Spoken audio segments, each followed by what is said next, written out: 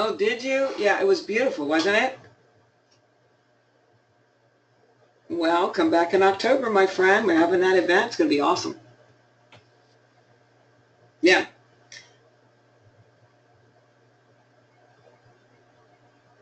Well, no, it's a God thing, man. I've got a wonderful friend in the business that has been a wedding planner, event coordinator for 30 years, and he stepped up and volunteered to take care of the details. So honestly, that's not my gift. I mean, my dad used to say, "You've got more guts than brains," so I've got the guts to step out, but I have help, and I'm just so honored because Omar's going to be here, and Tamia's going to be here, Romy's going to be here. Jim Gilland's going to be here. Bill Powers is going to be here. Fred Brown's going to be here. It's going to be absolutely amazing. So hope you can make it. Good morning, guys.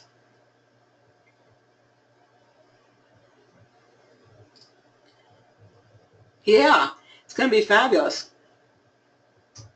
October 7th, Tamia tagged on a ladies event October 7th, which will be from 11 to 4. And then the main event is the 8th and 9th. Yeah, October 8th and 9th. Oh, Mrs. Oshiro is going to be here for the ladies event. She's the keynote speaker. And we think if we can pull her here, we can probably get Mr. O here. So it's pretty amazing to see what's happening with this event at the farm. Yeah, it's definitely more of a, I guess you could tag it a Super Saturday, but it's really more of of a celebration, really kind of just all being together, and we'll be taught, of course, by the leaders, but we've got a lot to celebrate, and because of the venue, there'll be a whole lot of visiting, you know what I mean, like you really get to know people, and so we're really, really super excited about it. If you want to check it out, you can go to the website, which is livingwatersfarmevent.com. livingwatersfarmevent.com. Good morning, everybody. As you're coming on the call, if you'd like to say good morning, I'd love to hear. Oh my goodness, Daryl, how you doing? Well, that's great. We were just talking. We're just talking about the Virginia event. Daryl's coming all the way from Washington. I'm so excited. I'm so excited how people are coming far and wide. Good morning, everybody. Welcome to the call. Yes. Hey, how are you today? That's awesome. Glad to hear it. Good morning as you're coming on the call.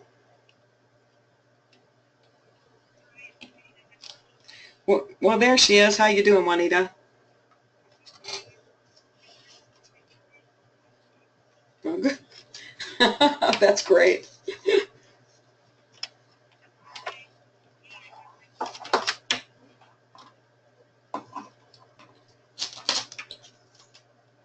morning, Steve.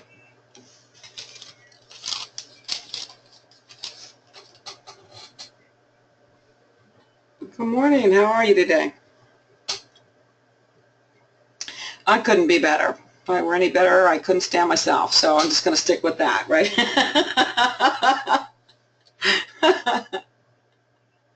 Hey, I'm speaking positive things, man. Well, absolutely. Yeah, absolutely. Got to be. Well, it looks like it's about that time, folks. So just bear with me. I'll mute everybody up. Oh, well, there's Bill Powers. How you doing, my friend? Good morning, everybody. Bear with me just one second. I'm going to mute everybody out and get going.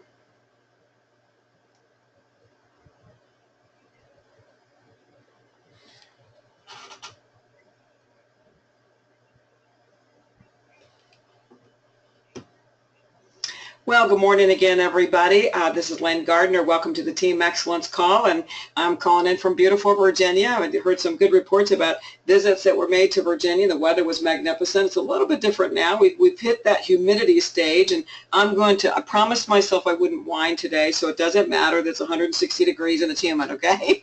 But, that's unusual for today, so that's okay. I'm going to make it a great day no matter what. And, it's always such an honor, really, to be here with you on this end of the line. I enjoy you every day, and you have no idea, you guys that are just your routine callers in here, how much you encourage me. You know, you really seriously do, because of your commitment to tune in and your commitment to do whatever it takes to grow your business, and you do it day after day and week after week, year after year. I'm just so impressed by that, and so I thank you for being on the call with me today. You know, it's I just read online where the whole Podbean download of these recordings for these calls, these Team Excellence calls, just hit 10,000 downloads. Can you even believe it? That is so amazing. You know, you can see that Omar's vision to unify it's definitely unifying, and it's growing, and that is just such a major, exciting milestone. And, you know, so many thanks go out to Omar Ramirez for his vision, for his leadership, you know, for his perseverance day after day and year after year. And, you know, what an amazing example he is for all of us, you know. So winners don't quit and quitters don't win. And obviously Omar is a winner, that's for sure. But, you know, as usual today, I always tease with you guys and say I'm going to chase a rabbit. And that's usually true. I'm sure that sometimes you guys are just like, I have no idea what direction she's headed in. I'm going to chase a rabbit today. It might look actually a little bit more like a wild boar, but that's okay. Well, I'll try to bring it full circle. Then I hope to bless you with the message that I have today, and so bear with me as I try. I do my very best. It's always my prayer, at least, that I can bless you with the message. But today the message is float like a butterfly and sting like a bee. You know, when I say those words, there's no doubt that most people on this call immediately know where they came from. They're words of legendary Muhammad Ali, who just recently passed away. And, you know, whether you're a fan of boxing or not, you know, we can all appreciate this legend. He was a one-of-a-kind, and frankly, for me, over the years, there's been so much to learn from him besides just how to punch somebody's lights out. And, you know, I say that with all due respect, by the way, because I happen to be a fan of boxing, and that might surprise you. You know, I am a woman of faith, and I try to be, you know, gentle and compassionate and all those good things Southern girls do, but I like boxing. You know, I don't like street fights, and I don't like violence. You know, scares the stew out of me. But a managed boxing match, you know, the test of strength and endurance and will, I like it. So you guys can sue me later. But, you know, Muhammad Ali wasn't the heavyweight champion that he was based just on his physical ability. He was a champion because he believed he was a champion. He spoke like a champion. You know, he claimed victory like a champion. He never spoke anything but victory. He assumed and he claimed his victory over and over and over again. You know, as a woman of faith, I relate a little bit to that, you know, because I know that I'm fighting a war every day in my spiritual world, you know, and I speak words of victory every single day. In fact, I speak them lots and lots throughout the day because I need them. And for me, what that sounds like is I am a child of the living God and I am victorious. I speak those words because words of victory are important when you're facing a battle of any kind, you know. But Muhammad also made sure to get the edge on his opponent just by speaking words of victory. Again, you know, he never spoke, well, I hope I win, or if I win. All we ever heard over and over was, I will win. And you know what? His success followed his belief. His belief didn't follow the success. And the same is true for us. The same is true for you and for me. Our success will follow our belief, not the other way around. You know, we see the same kind of thing in politics. You know, we'll hear some people speak with such belief and conviction and authority, and, you know, that they'll say, I will be president, I will win. And you know what? We start believing them, right? It just kind of sinks into our very soul. While others might speak words like, well, if I become president, or if you vote me in for president, etc., you know what? They're probably not going to win. There isn't enough belief there, conviction there. Passion and conviction lead to success. You know, I have a person very near and dear to me that's actually a sports fanatic, you know, and this person likes to do a little betting on the teams. But I learned something from them because they were talking about how they'll listen to interviews of the athletes and the coaches, you know, and if there's ever a word spoken like, well, I sure hope we win the Super Bowl, you can count them out. They're not going to win. But it's the people that say, well, of course we're going to win this game. They're the ones to place your bet on. So, you know, Muhammad Ali had an unshakable belief. You know, it was unshakable no matter what. He was going to win because he believed he was going to win. You know, he was wise with his words. Float like a butterfly, sting like a bee. He branded himself to the world with his outspoken words, with his attitude, and with his belief in victory. He never, ever assumed defeat. And you know what? Neither should we. But just like most people, Muhammad was inspired by pain in life. Chances are you've been inspired by some kind of pain or adversity in your life. That's what's driving your train. That's what's painted your why. Most of us are. If we came on board, with this business, for instance, just because we enjoyed the benefits of Kangen water and just because we're surrounded by nice people, which are good things to come on board for, by the way, but if that's all we have, chances are we won't see tremendous success because our efforts will be based just on our own pleasure that we gain from the business and not from the pain that drives us to make life different. I'm a woman of faith, and I know with everything within me that not one thing in life happens by mistake. Nothing. Our circumstances in life, whether they're good or they're bad, the people we meet and encounter along the way, whether they're good or they're bad, absolutely nothing happens by chance. You are in this business for a reason. This didn't happen by accident. You didn't just happen to find somebody who happened to share water or happened to share the business. Nothing happens like that in life. You're in this business for a reason. And you know what? You're on this call for a reason. You may not have tuned into this call for a while. This might be just a fluke for you today. But you know what? You're on this call for a reason. Your life has purpose, and all the details surrounding it have meaning for you and for me to grow, to learn, to be victorious, and to prosper. We just have to learn to believe it. And as is the case with many of us, that are inspired by something, it's usually someone or something that happened in our childhood that will either inspire us toward failure or will inspire us towards success. And you know what? Same thing with Muhammad Ali. He was actually inspired at 12 years old. And I want you to think about what I just said. Nothing happens by chance, okay?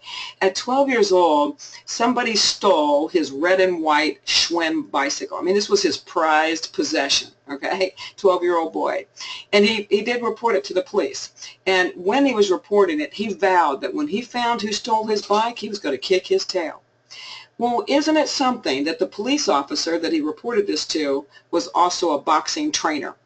And the trainer suggested that it might be a good idea to learn how to fight because he didn't want this kid going out in anger and, having a street fight. He said, maybe a good idea to learn how to fight. So he took him under his wing, and 6 weeks later, he won the first bout in a split decision at 12 years old. The rest, as they say, is history. None of that happened by mistake. Nothing you've ever gone through in your life has happened by mistake. It's what we do, with the adversities and what we do with the success that makes all the difference. So we may not be in the ring like Muhammad Ali was, but we're doing battle of our own every single day. We're doing battle as part of life, as part of this journey that we're all on. We do battle, people of faith do battle spiritually every day. The more serious we are about the outcome of whatever it is, the more important the gloves become in our life, the more important that fight is. It's important that we understand and accept that we absolutely are going to face adversity and obstacles. Nobody gets out of here without it, guys. That'd be the first step. If you think, what's wrong with my life because I'm going through this, we all go through it, okay? You're not unique there. We all face adversity and obstacles. You may not hear about everybody's adversity because some people choose not to talk about it, but rest assured you're not alone. It's what we do with the adversity and the obstacles that define who we are and that define our future, frankly.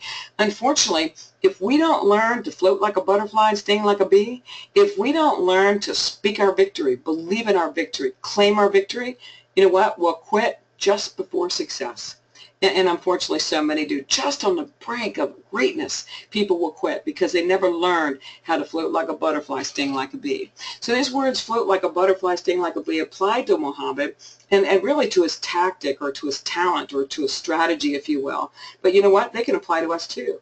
For Muhammad to float like a butterfly, that meant that he had to put in the time, the work, the perseverance, the fighting spirit, the blood, the sweat, the tears to learn the moves to become quick on his feet. He mastered the strategy for the ring, if you will. He knew what it took to work around the punches in the ring and out and in life, frankly. And just like a butterfly, he might land for a split second, but it didn't stop there. He just kept moving and floating, right? So we can learn to master all of the things in our ring that will make us champions too, if we're willing to put in the time to be the best that we're intended to be.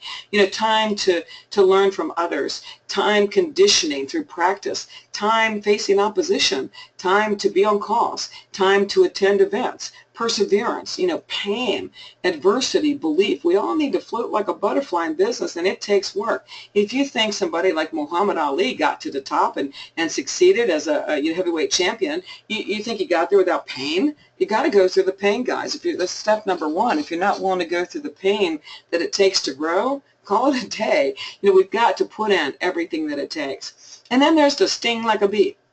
For Muhammad, this meant that he had conditioned himself to float, to be quick on his feet, to practice the moves, to prepare for the punch, or to prepare to duck the punch, right? But he couldn't just float like a butterfly. He couldn't dance around the ring and never take action. He also had to learn just the right time to sting. And you know what? Same is true for us. We can be putting in the time, the conditioning, whatever it takes to learn to float like a butterfly in our business. But at some point, we have to sting like a bee. At some point, we have to proactively go after the business. We have to throw a punch that will inspire someone to want to join us. We have to strike to compel potential customers to want to move. If you just float like a butterfly, but you refuse to sting like a bee, you're just going to dance around our business and you're not going to see success, no more than a boxing champion would if they never threw a punch. So the good news, though, at the end of the day, is that what we put forth now in our effort, whether you're a Muhammad Ali or you're a leader in our business, whatever effort we put in the work in preparation for the preparation and building of our own character in our own business, these things will leave a legacy. In fact, legacy always goes to the moon and beyond as a result of sincere and tireless efforts. Whatever it is in life that's your mission, it could be ministry, it could be business, it could be boxing, but if it's always going to reflect from the sincere and tireless efforts. For Muhammad Ali, think about this for a second. Almost 50 years to the day after he won the heavyweight championship for the first time. 50 years, guys. An anonymous buyer purchased, at auction by the way, the gloves he wore to make that defeat in the first championship, in the 7th round, actually, technical knockout. Anonymous buyer bought those gloves for $836,000, 50 years after they won the championship. But you know what? It's interesting because Ali only earned $630,000 for the victory itself 50 years earlier. We can't begin to measure the impact of the legacy that we leave from our lives or for those that we touch, or from the fruit of our labor. Some things we're not going to see in our own lifetime, but I can tell you this, it's going to be a direct result of our sincere and tireless efforts. That legacy is going to live on, whether it's spiritual, it's financial, in every way. But we do know that we can make that profound difference only if we don't quit. So you know what? Put your boxing gloves on, folks. It's not easy street out there. Life is tough right now, and it's not easy street out. It just drives me crazy sometimes when I'll hear people say, this business is not easy. No business is easy. Put those gloves on and talk like a champion. Don't quit on life. Don't quit on other people. Don't quit on you. Speak like a champion. Speak like a winner. Claim your victory. Put in the work. Victory always will follow that belief. And remember, guys, your past is never your destiny, ever. You can make it be your destiny if you dwell on the past and you accept the fact that that's the only place you'll ever go. But your past is not your destiny. Your future is filled with victory if you believe. So my message to you today is float like a butterfly and sting like a bee. And I hope when you hear those words, not only will you think of the legend, champion, the boxing champion that made an impact in so many ways that, maybe you hadn't considered before today. Not only will you think of him, but I hope you'll be able to relate that to your business. Am I floating like a butterfly? Am I putting the work in that it takes for me to be quick on my feet, to be, just to be strong and to be ready? And am I willing to sting like a bee? Will I be taking action? Because if we don't take action, we don't go anywhere. So I hope that message has inspired you guys today. We're getting closer and closer to Global. I'm so excited about meeting you guys. And we were talking before this call about the event coming up in October. I'm just over the top over that. And after the Global, we'll be talking lots and lots more about it. Right now, we got to focus one thing at a time. But again, guys, blessings to you today. Float like a butterfly, sting like a bee. I'll see you at Global, and I'll definitely see you next Thursday. You guys make it a great day. Take care. Bye-bye.